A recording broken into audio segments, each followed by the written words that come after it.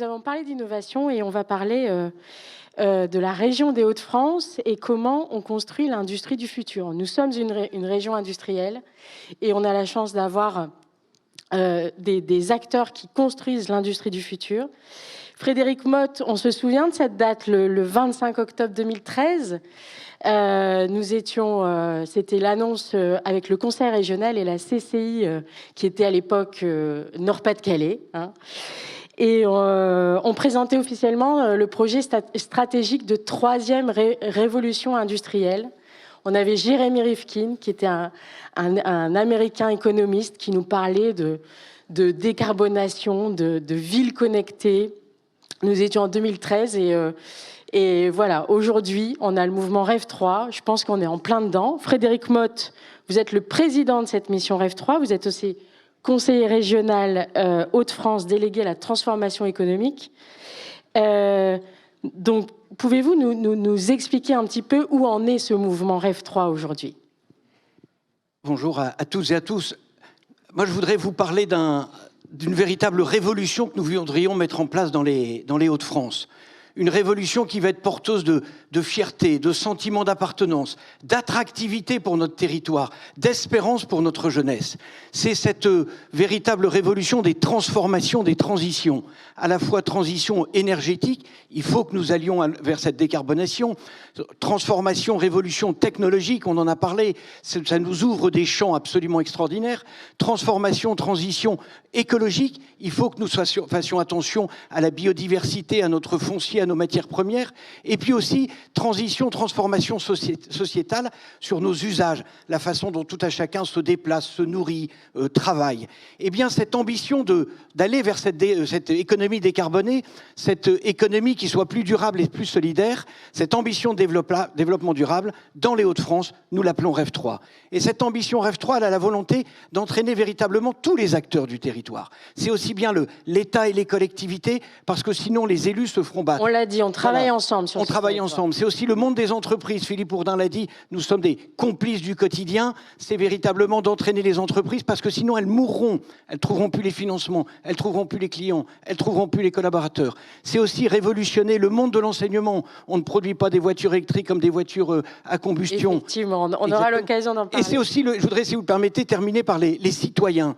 Parce que ça, on travaille, on partage ces ambitions de transition ici entre nous. Mais notre challenge, c'est d'entraîner dans tous les territoires tous nos habitants, et ça c'est véritablement important, avec peut-être 3 défis à rajouter sur cette transition Rêve 3, c'est la notion d'urgence, de massification et cette appropriation citoyenne. Dans les Hauts-de-France, c'est véritablement devenu un fil rouge de notre mandat, nous avons délibéré ainsi. Donc pour Xavier Bertrand, c'est pas une politique de plus, c'est une politique qui va nous imposer à revisiter toutes nos politiques, et désormais, à partir de 2023, dans chacune des délibérations du Conseil régional, vous aurez un petit encart. En quoi ma délibération intègre ces enjeux de transition? Notre dernière politique territoriale, voilà, notre fil rouge, on y met même de la conditionnalité. On va aider tous les territoires dans la mesure où leurs projets intègrent les enjeux Rêve 3. Tout ça en lien avec la Chambre de commerce, mais aussi avec tous les acteurs du territoire. Donc c'est véritablement une révolution dans notre façon d'animer et d'entraîner. Et ça doit être porteur d'espérance, d'activité et d'emploi.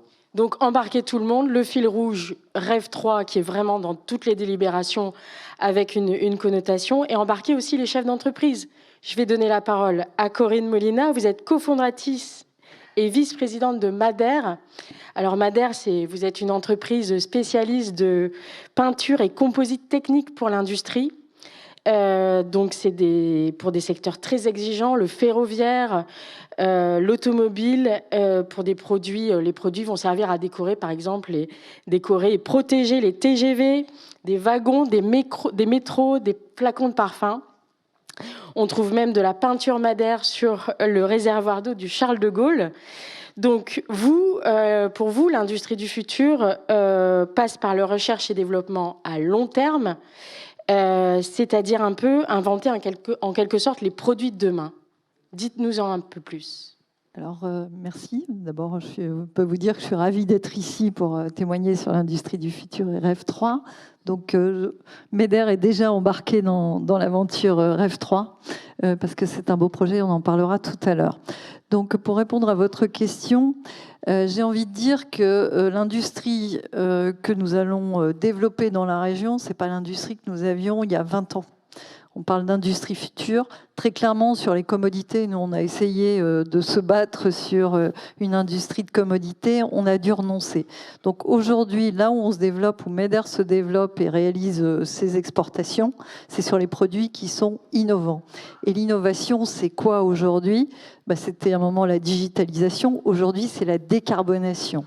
Ce que je peux vous dire, j'étais vendredi chez un très gros client à échelle mondiale et très implanté en France, qui a un vrai sujet de décarbonation. Donc, pas difficile d'imager quel genre de groupe.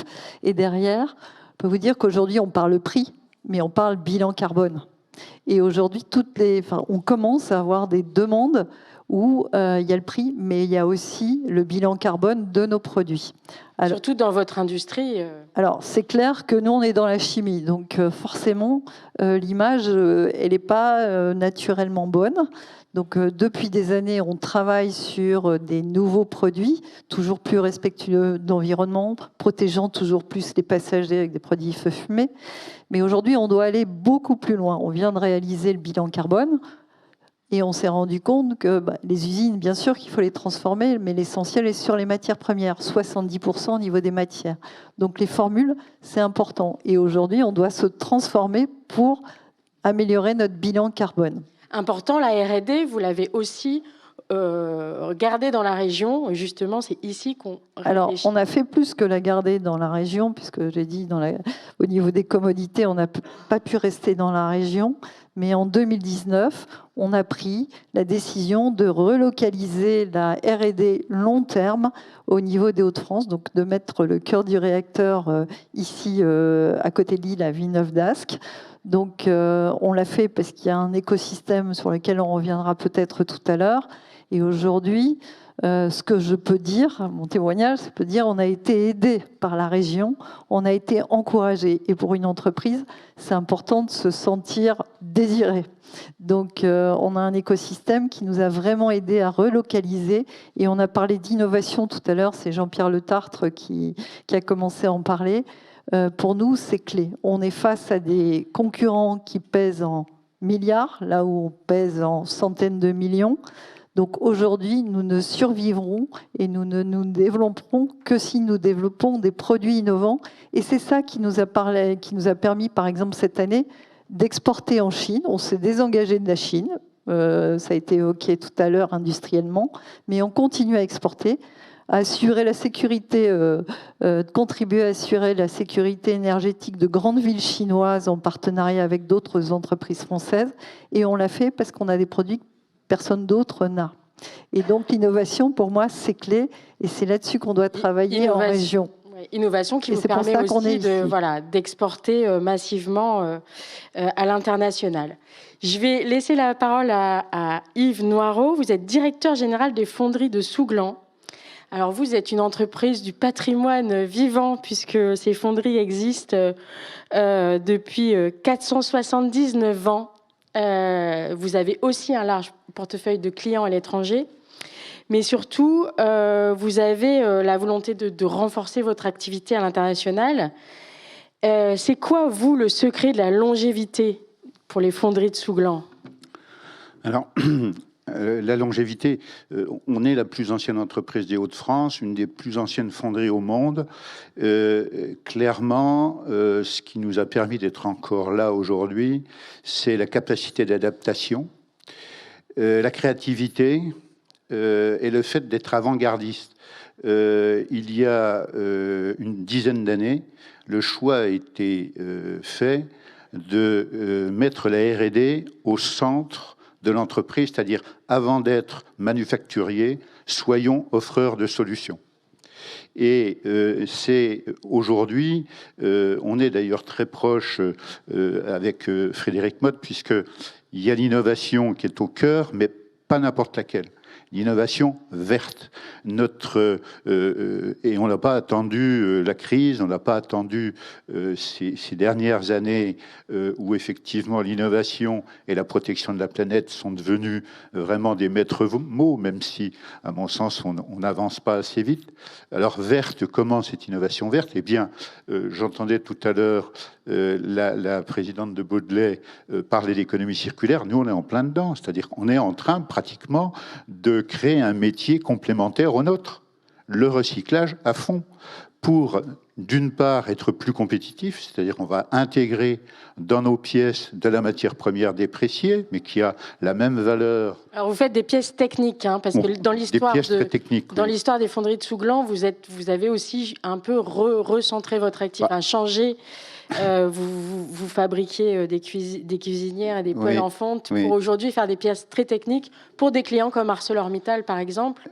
Donc pour vous, là, la recherche et développement, c'est l'acier de demain, le rendre plus résistant, économie circulaire, racheter des pièces et les remettre dans le circuit. Oui. Alors les remettre dans le circuit et donc protéger la planète dans le sens où les ressources minérales, puisqu'on travaille le minerai, vont être protégées puisqu'on va travailler donc à fond, on pousse à fond cette économie circulaire, donc avantage sur le plan de la compétition et puis bien entendu on est vertueux. Je voudrais dire en termes de transformation rapidement, il y a un siècle on était concurrent à Godin. On fabriquait des poêles et des cuisinières en fonte émaillée. C'est d'ailleurs nous qui avons inventé la machine à émailler qui a obtenu le premier prix du jury à l'Expo universelle de 1900. Et puis 50 ans après, on fabriquait effectivement des cuisines aménagées avec des poêles et des cuisinières en tôle émaillée. Et 20 ans après, on fabriquait des pièces de moteurs de bateau pour la marine américaine.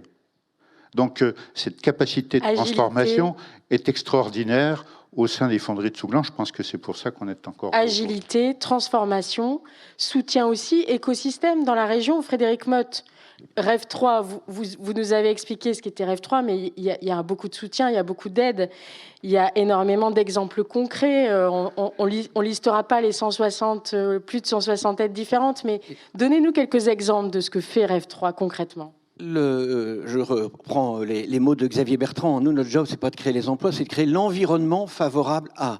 Et donc, on a toute une batterie de solutions pour faciliter, pour organiser les écosystèmes. Donc, c'est l'animation des filières, des pôles de compétitivité, mais c'est aussi de monter les projets européens qui vont permettre à Arcelor ou à Ekiom de décarboner. C'est d'aider un agriculteur sur un projet d'économie circulaire. C'est d'aider des transporteurs sur des biocarburants et autres. Et donc, pour ça, on a aussi bien des outils de subvention, parce que quand une entreprise prend un risque, quand elle ose, eh bien que la puissance publique mette un petit peu d'argent, nous, ça ne nous choque pas, justement. On est là pour l'aider à partager ce risque et pour oser, parce que c'est cette innovation qui va permettre de garantir sa pérennité et puis de son développement. Ce sont aussi des fonds d'investissement. On a créé un fonds qui s'appelle Rêve 3 Capital, qui permet justement d'accompagner les entreprises sur ces enjeux. Petite anecdote de bilan carbone.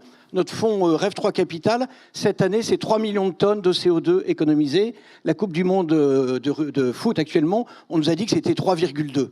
Pas si mal. Et puis la première centrale au charbon Allemagne, c'est 32 millions. On va donner quelques exemples d'échelle. Et donc, tout à l'heure, il faut absolument que je réactualise les fiches de mon président, parce qu'on n'est plus à 1600. Je suis sûr qu'on a passé les 2000 dossiers sur lesquels, très concrètement, on a mis un petit coup de pouce financier. Mais à côté, il y en a des quantités qui sont faites sans qu'on les aide, parfois sans le savoir. Et donc, c'est véritablement tout ce bouleversement pour entraîner, pour massifier, pour qu'on puisse avoir cette région leader et exemplaire. Xavier Bertrand, on évoquait la problématique des achats tout à l'heure. Sachez que nous voudrions être la première région de France labellisée REFAR sur les achats responsables. Ça veut dire que si on veut entraîner notre territoire, il faut nous aussi que nous soyons exemplaires. Et donc comment on revisite notre organisation, nos process, nos façons de faire pour que ce soit vraiment une dynamique collective. Alors Corinne Molina, vous, effectivement, cet écosystème, vous le connaissez bien et puis vous en portez les valeurs puisque vous êtes aussi élue à la CCI, Commission Industrie Grand Lille et Région. Vous pouvez nous parler un petit peu de votre volonté d'être ambassadrice French Fab, de porter ces valeurs justement de l'industrie ? Alors, j'ai passé pratiquement toute ma carrière dans l'industrie parce que je suis née dans l'industrie. Je visitais une usine quand j'allais chercher ma mère gamine. Donc, j'aime l'industrie, ça m'a apporté beaucoup et j'ai envie de rendre à l'industrie ce qu'elle m'a apporté. Donc, effectivement, j'ai plusieurs mandats, mais le trait commun, c'est industrie et transformation de l'industrie. Donc, on est avec Yves, ambassadeur de la French Fab. Exactement. Pour des territoires différents, mais nous sommes ambassadeurs de la French Fab. Et aujourd'hui, on est en train de se mobiliser avec l'aide de la CCI, avec l'aide du Conseil régional. Donc, on travaille ensemble, comme on l'a dit précédemment lors d'autres interventions, pour constituer une communauté de la French Fab Hauts-de-France. Hier, j'étais avec l'équipe dirigeante de Pôle emploi, qui a une approche tout à fait innovante pour résoudre les problèmes de recrutement. On parlait de marque employeur.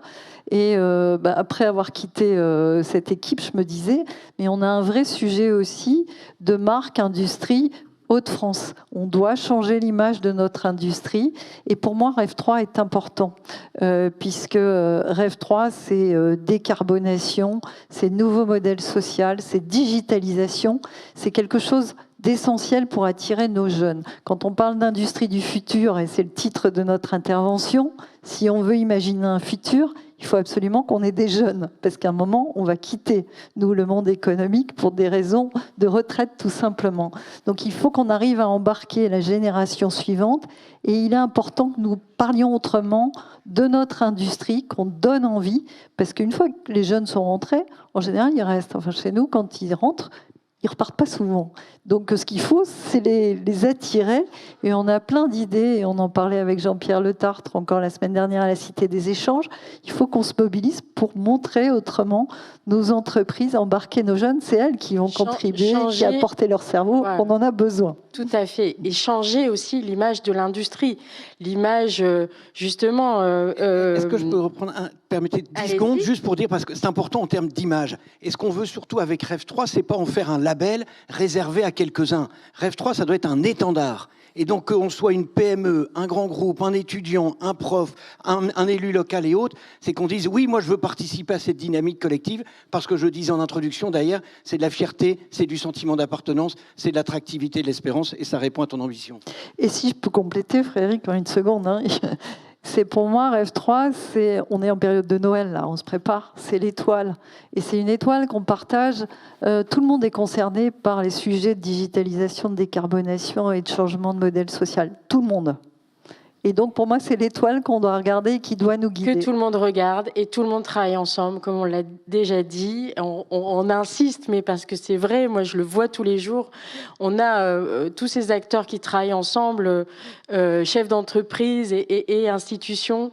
On a voilà, une union sacrée un peu autour de ça. On arrive à la fin de cet échange. Merci beaucoup, merci à vous.